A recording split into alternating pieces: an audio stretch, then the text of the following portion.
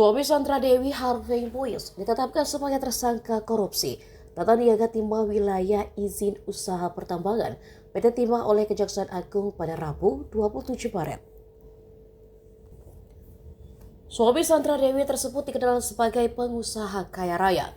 Harvey Mois merupakan pengusaha batu bara dan menguasai tambang timah di Bangka Belitung. Sebelum menjadi tersangka, ia menjabat sebagai Presiden Komisaris di PT Multi Harapan Utama.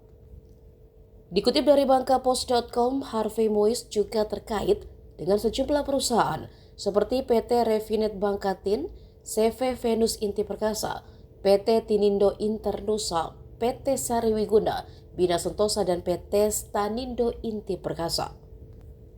Tak hanya itu, Harvey diketahui memiliki mobil mewah hingga jet pribadi yang dihadiahkan untuk putra pertamanya.